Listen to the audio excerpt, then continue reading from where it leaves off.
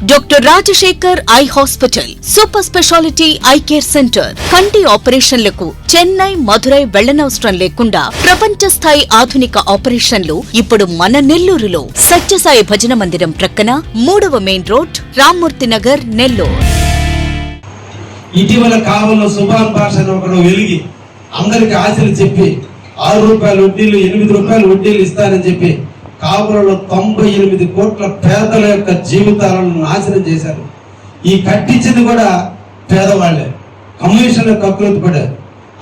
కష్టపడి ఉదయం నుంచి సాయంత్రం దాకా డ్యూటీ చేస్తే 600 రూపాయలు సంపాదించాలంటే కూలీలు కష్టపడుతున్నారు.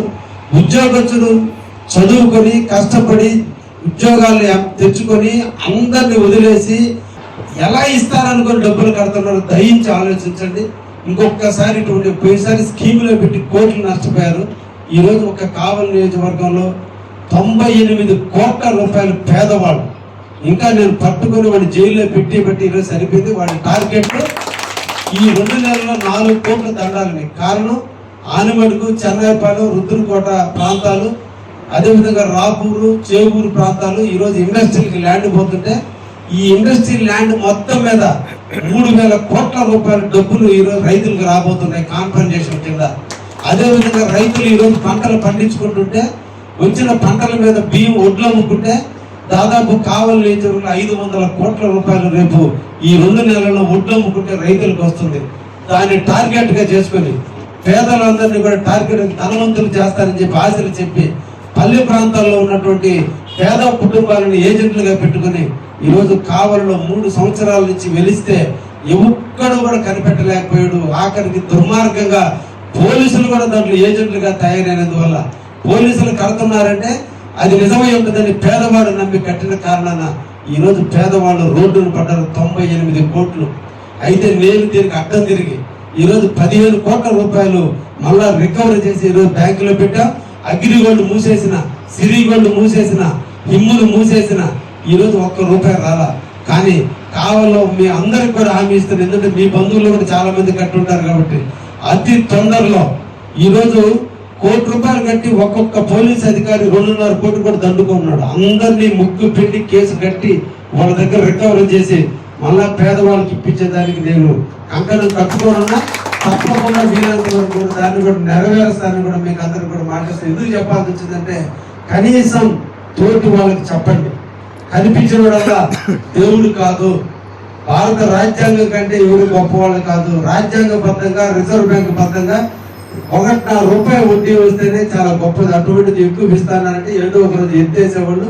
దయించి బ్యాంకులు నమ్ముకోండి, బ్యాంకుల్లో డబ్బులు పెట్టుకోండి, బ్యాంకులతోనే సంబంధాలు పెట్టుకోండి తప్ప గుడ్డిగా ఎదుటి వ్యక్తులు నమ్మి ఎంత మిత్రుడైనా డబ్బులు ఇవ్వంతకాలం మిత్రుడు కొంటాడు, డబ్బు ఇస్తే శత్రువు తయారవుతాడు. కాబట్టి జీవితంలో ఎవరికి అప్పు ఇవ్వకుండా ఉన్న డబ్బులు బ్యాంకులో పెట్టుకుని జాగ్రత్తగా మీ జీవితాలు మార్చుకోవాలని ఈ సందర్భంగా అందరినీ కూడా కోరుకుంటూ ఒక మంచి కార్యక్రమం, పేదవాళ్ళకి సేవ చేసే కార్యక్రమం ఇంకా కూడా ఈ రాష్ట్ర ప్రభుత్వం గత 5 సంవత్సరాలుగా నిర్వీర్యమైనటువంటి రాష్ట్ర ప్రభుత్వాన్ని ఇప్పుడే మన నాయకుడు ఈరోజు గాడిలో పెట్టడం జరిగింది.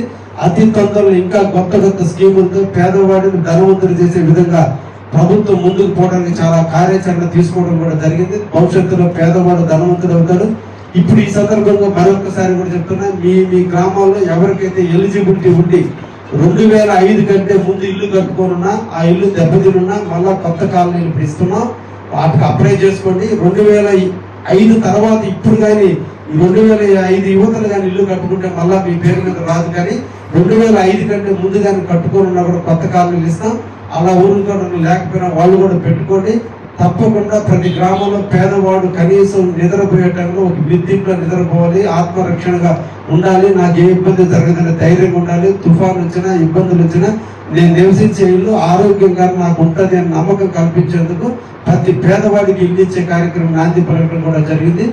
అదేవిధంగా ఈరోజు అన్ని కార్యక్రమాలు కూడా తీసుకోవడం కూడా జరిగిందని కూడా మీకు తెలియజేస్తూ, ఒకటి ఇల్లు నిర్మించుకునే దాంట్లో ముందుకు రండి, పొదుపు కట్టే దాంట్లో ముందుకు రండి, బ్యాంకుకు భయంగా డబ్బులు కట్టండి. ఈరోజు లోన్ మీకు ఇచ్చిందంటే మిమ్మల్ని గొప్పతనం చూసి మీరు ప్రాంప్ట్ గా కడతారని నేను రికమెండ్ చేసి 12 లోన్లు ఇప్పించాను. నా రికమెండేషన్ కి గౌరవిస్తూ ఒక్కరు కూడా డిఫాల్టర్ కాకుండా మళ్ళా శబాష్ వీళ్ళకి ఇచ్చారు, మళ్ళా ఇంకా పెద్ద లోన్ ఇద్దామని చెప్పే విధంగా మీరందరూ కూడా కట్టాలని మనసారా మిమ్మల్ని ఆశీర్వదిస్తూ ఈ అవకాశం ఇచ్చిన పెద్దలందరికీ ధన్యవాదాలు.